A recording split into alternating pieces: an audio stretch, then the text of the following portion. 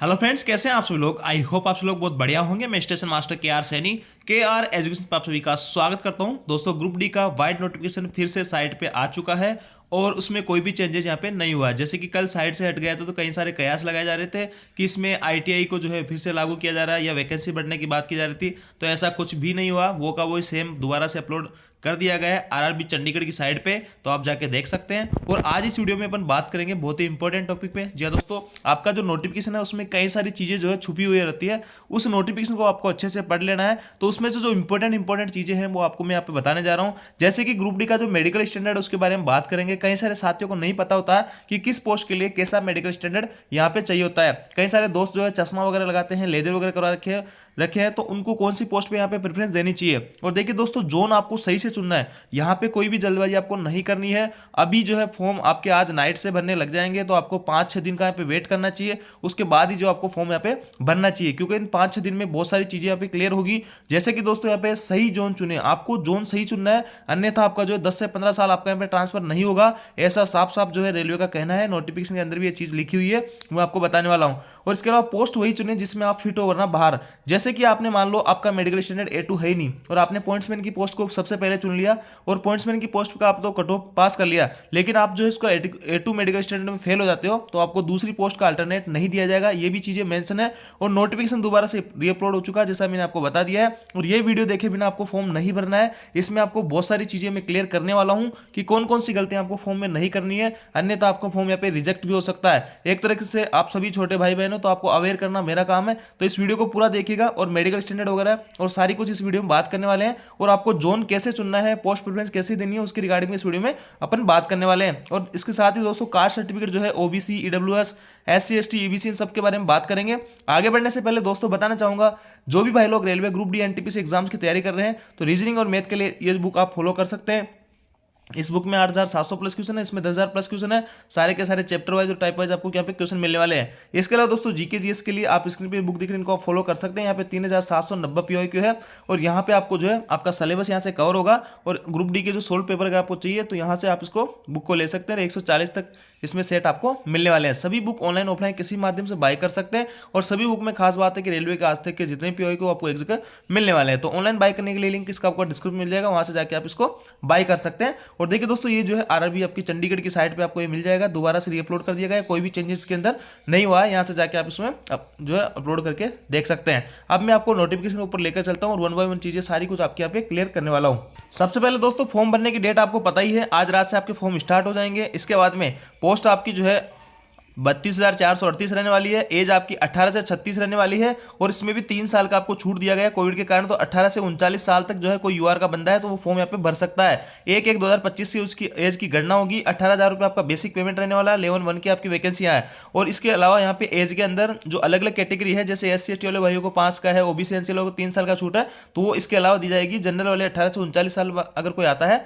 तो वो इस फॉर्म को भर सकता है। इसके आगे दोस्तों बात करते हैं, ये आपकी क्लोजिंग डेट है, मॉडिफिकेशन वगैरह डेट है। आप इसमें मोबाइल नंबर और ईमेल आईडी अगर कुछ डालो तो वो आपकी परमानेंट होनी चाहिए, वो बाद में चेंजेस नहीं होगी। इस तौर का विशेष तौर से आप ध्यान रखना है, ईमेल आईडी और उसको सही तरीके से डालना है। देखिए 8 नंबर पॉइंट पे लिखा है medical fitness. Candidates must ensure that they fulfil the prescribed medical standard for the post they are opting for it. It is to be noted by the candidates that in case the candidates is found to be medically unsuitable for the opted post at the time of appointment, alternative appointment shall not be given। उसको दूसरा जो है मौका यहाँ पे नहीं दिया जाएगा अगर उसने जो पोस्ट चुनी है उसके मेडिकल स्टैंडर्ड में वो फेल हो जाता है। तो इसके आगे दोस्तों, एज लिमिट आपकी 1/1/2025 से यहाँ पे काउंट की जाएगी।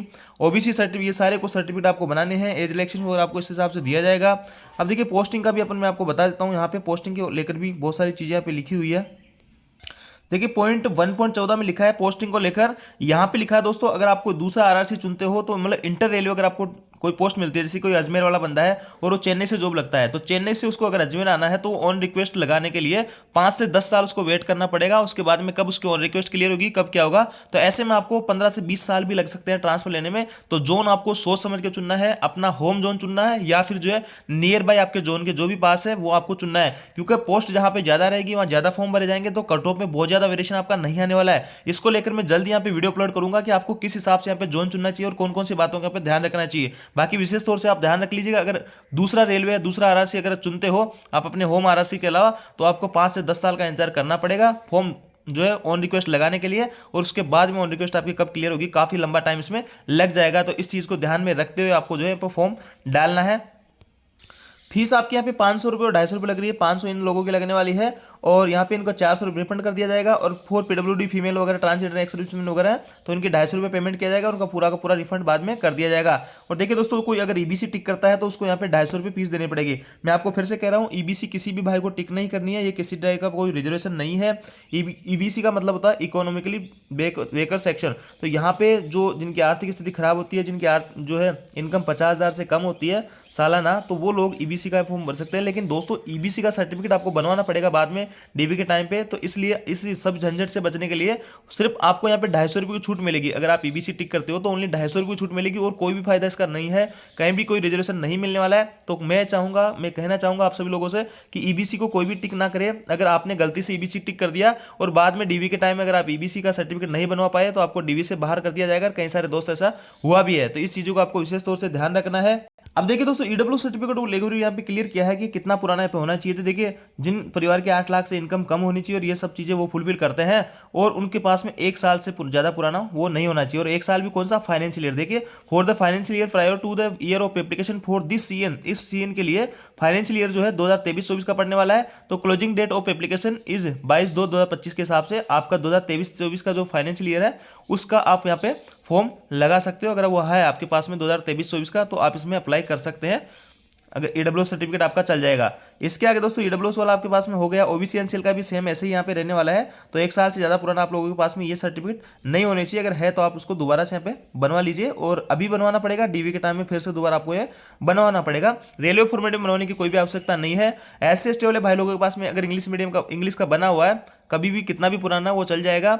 और यूआर वालों को तो कोई दिक्कत नहीं है। ईडब्ल्यूएस और ओबीसी एनसीएल वालों को 1 साल से ज़्यादा पुराना नहीं होना चाहिए।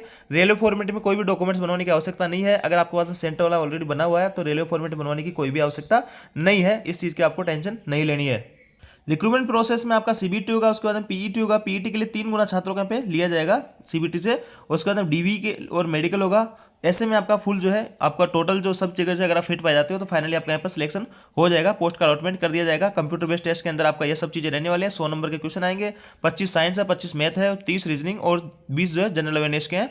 1/3 की माइनस मार्किंग की रहेगी। सिलेबस में कोई भी चेंज नहीं हुआ है, वही सारी कुछ चीज़ें हैं जो अभी तक आप पढ़ते आ रहे थे। फिजिकल एफिशिएंसी टेस्ट के अंदर देख सकते हैं मेल और फीमेल के लिए क्या कुछ रहने वाला है, और तमाम तरीके की चीज़ें इसमें लिखी हुई है, आप देख पा रहे होंगे। और किसी भाई को रेलवे फॉर्मेट बनाना है तो वो इस फॉर्मेट बनवा सकता है। ये आपका एससी एसटी वालों का है, इस तरीके से बनवा सकते हैं। और देखिए दोस्तों, आप फॉर्म जब भरो तो आपको सिग्नेचर जो है कैपिटल लेटर में नहीं करना है। आप हिंदी में कर सकते हो, या फिर इंग्लिश के छोटे अक्षर जो रनिंग में आप कर सकते हो। अगर कैपिटल लेटर में आप सिग्नेचर करते हो तो आपको जो है बाहर कर दिया जाएगा। और दोस्तों, यहाँ पे जो है आपके जो सिग्नेचर है वो सभी जगह सेम होनी चाहिए। अगर आपका जो अभी का सिग्नेचर और बाद के जो एग्जाम में आप सीबीटी एग्जाम दोगे तब के सिग्नेचर मिसमैच हो जाएंगे, तो भी आपके लिए प्रॉब्लम क्रिएट हो सकती है। फोटो वगैरह आपको सही से अपलोड करना है। कई सारी चीज़ें हैं, आपका नाम वगैरह है, आपके कास्ट सर्टिफिकेट है, वो सही से भरने हैं। जिस भी कास्ट आप बिलोंग करते हो वो सही से भरना है। कई तरह की तमाम चीज़ें होती है। फॉर्म आप फाइनल सबमिट करने से पहले 2 बार जरूर चेक कर लीजिएगा। आपका नाम है, डीओबी वगैरह सब कुछ चीज़ें सही है, किसी टाइप की कोई स्पेलिंग मिस्टेक नहीं है, फादर मदर नेम में, ये तमाम तरीके की चीज़ें आपको ध्यान रखनी है। अब दोस्तों, अपन बात कर लेते हैं मेडिकल फिटनेस के ऊपर, कौन सी पोस्ट के लिए कौन सा मेडिकल यहाँ पे मांगा जाएगा। अब देखिए दोस्तों, इस बार जो है 14 टाइप की पोस्ट आपके पास रहने वाली है, और सभी पोस्टों का मेडिकल स्टैंडर्ड आप स्क्रीन पे देख पा रहे होंगे, और सभी का अलग अलग लगभग यहाँ पे रहने वाला है। देखिए, असिस्टेंट एसएनटी वालों का यहाँ पे C1, B1 और C1 ये सारे आपके मेडिकल स्टैंडर्ड रहने वाले हैं। और वर्कशॉप के लिए C1 है, सिग्नल के लिए B1 है, और प्रोडक्शन यूनिट के लिए C1 है। और सभी की qualification 10th plus ITI, 10th हो, ITI हो, या फिर NSC हो, नेशनल अप्रेंटिसशिप हो, सभी लोग इसमें एलिजिबल रहेंगे। और ये आपकी एज है, इसमें 3 साल की कोविड के कारण छूट यहाँ पे रहने वाली है। तो मेडिकल स्टैंडर्ड सभी पोस्ट का आप देखें, इसका C1 है, इसका B1 है, B1 है। मैक्सिमम पोस्टों का B1 मेडिकल स्टैंडर्ड है, C1 है। और सबसे हार्ड जो मेडिकल स्टैंडर्ड है वो आपका असिस्टेंट पॉइंट्समैन का है, A2 आपका असिस्टेंट पॉइंट्समैन का रहता है। तो ये सबसे हार्ड जो है ग्रुप डी के अंदर आपका जो है मेडिकल स्टैंडर्ड रहने वाला है। इसके अलावा उसके बाद जो सेकंड नंबर का जो मेडिकल स्टैंडर्ड है A3, ये भी आपका असिस्टेंट ट्रैक मशीन का है। ये A2 के बाद में थोड़ा कम डिफिकल्ट है। इसके बाद में आपका फिर B1, B2, C2 ऐसे चल जाते हैं। तो सबसे मेडिकल जो हार्ड है वो पॉइंट्समैन बी का है। तो समझ लेते हैं कि ये होता क्या है, A2 के अंदर क्या होगा, B1 के अंदर क्या होगा, इन सब मेडिकल स्टैंडर्ड में क्या कुछ रहने वाला है। तो ये जो है आपके पैरा 3.0 के अंदर देख पा रहे होंगे। A2 मेडिकल स्टैंडर्ड के अंदर जो है physical fit in all respect, यानी पॉइंट्समैन की अगर आप पोस्ट सुन रहे हो तो आप ये सब चीजें इंश्योर कर लीजिएगा, आपको जो है फिजिकली फिट हो, किसी टाइप की कोई दिक्कत नहीं है। डिस्टेंट विजन 6/9 की आपकी होनी चाहिए और इसके अंदर चश्मा अलाउ नहीं है। अगर कोई भाई चश्मा लगाता है तो वो इस पोस्ट के अंदर अलाउ नहीं है, उस पोस्ट को नहीं चुनना चाहिए, इसको नीचे इनको डालना चाहिए। नियर विजन 0.6 का होना चाहिए विदाउट ग्लासेस, और इनको पास करना है जरूरी है। कलर विजन का टेस्ट आपको होने वाला है, बाइनोक्यूलर विजन है, नाइट विजन है, मेसोपिक विजन है, ये सारे कुछ जो है टेस्ट आपको जरूरी है पास करना। और A3 मेडिकल स्टैंडर्ड जो ट्रैक मेंटेनर भाइयों के लिए है, इसमें 6/9 की आंखें चाहिए। इसमें चश्मे वाला भी चल जाएगा, लेकिन चश्मे की क्षमता 2 डायोप्टर से अधिक नहीं होनी चाहिए। और इसमें ये सब टेस्ट आपको यहाँ पे पास करने होंगे। जो कलर विजन वगैरह किसी भाई को है, बाइनोक्यूलर विजन वगैरह, तो इन पोस्ट वगैरह को ना चुने, इनको नीचे डाले। B1 मेडिकल स्टैंडर्ड वाले भाइयों को जो है ये पोस्ट ये रहेगा 6/9 की, एक आंख चल जाएगी, 6/12 की विद और विदाउट ग्लासेस। चश्मे वाला अलाउ है, लेकिन चश्मे की क्षमता 4 डायोप्टर से अधिक नहीं होनी चाहिए। और उनको ये सब टेस्ट पास यहाँ पे करने होंगे। बाइनोक्यूलर है, नाइट विजन है, कलर विजन, ये सारे टेस्ट पास करने होंगे। इसके अलावा B2 वाली जो पोस्ट है उनमें 6/9 की, 6/12 की आंखें चल जाएगी। चश्मा इसमें अलाउ है 4 डायोप्टर तक, और इसमें मस्ट पास टेस्ट बाइनोक्यूलर। देखिए यहाँ पे बाइनोक्यूलर विजन ओनली पास है, यहाँ पे कलर विजन का भाई लोगों के है। तो B2, C1, C2 ये वाली पोस्ट आप चुन सकते हैं। जिनको कलर विजन की बीमारी है या फिर जिनको नाइट विजन है तो वो इन पोस्टों को चुन सकते हैं। मेसोपिक विजन वाले भी इन पोस्टों को चुन सकते हैं। इसके अलावा C1 के अंदर आपका ये मांगा जाएगा 6/12 की, 6/18 की विद और विदाउट ग्लासेस आपकी आंखें चलने वाली है। Without glasses were reading close required. यहाँ पे आपको आंखों का दूसरा जो टेस्ट है, जैसे बाइनोक्यूलर है, कलर विजन है, बाइनोक्यूलर, नाइट विजन, ये सारे टेस्ट आपके पास नहीं होंगे, टेस्ट नहीं होंगे। तो C2 वाला जो सबसे लो लेवल का मेडिकल स्टैंडर्ड रहता है, इसमें 6/12 की अगर आपकी एक आंख नहीं भी है, नहीं बिल्कुल भी नहीं दिखता, तो भी आप इस पोस्ट के लिए एलिजिबल यहाँ पे रहने वाले होते हैं। अब बात करते हैं दोस्तों आपके लेजर वालों के लिए। तो लेजर वालों के लिए भी यहाँ पे साफ साफ लिखा हुआ है कि लेजर अगर किसी भाई ने करा रखा है तो A2 और A3 वाली पोस्ट के लिए वो एलिजिबल नहीं है। इन पोस्ट को वो नहीं चुने या नीचे पोस्ट प्रेफरेंस में डाले। तो A2 और A3 की आपकी 2 ही पोस्ट है, उनको आप नीचे डालना है जिन्होंने भाइयों ने लेजर वगैरह करा रखा है। बाकी मैंने बता दिया है किसमें आपका चश्मा चलने वाला है और कितनी क्षमता तक आपका चश्मा चलने वाला है। और ये सारे कुछ टेस्ट है, इस हिसाब से आप अपना फॉर्म भरिए जिस मेडिकल स्टैंडर्ड के अकॉर्डिंग आप फिट पाए जाते हो। अगर आपके कलर विजन वगैरह है तो इन जो ऊपर पोस्ट है कलर विजन वाली, इनको आपको नहीं भरना है। तो इस हिसाब से आपका मेडिकल स्टैंडर्ड रखोगे तो आपको किसी टाइप की समस्या का जो है सामना नहीं करना पड़ेगा। तो ये थी दोस्तों जानकारी। आप जानकारी आपको अच्छी लगी, वीडियो आपको वीडियो लाइक दोस्तों के साथ में शेयर जरूर करें। किसी भी टाइप का डाउट हो तो कमेंट करके पूछ सकते हैं। साथ ही दोस्तों नेक्स्ट वीडियो आने वाला है पोस्ट प्रेफरेंस को लेकर आएगा और बेस्ट जोन आपका कौन सा रहने वाला है उसके रिगार्डिंग भी बात करने वाले हैं। Thank you.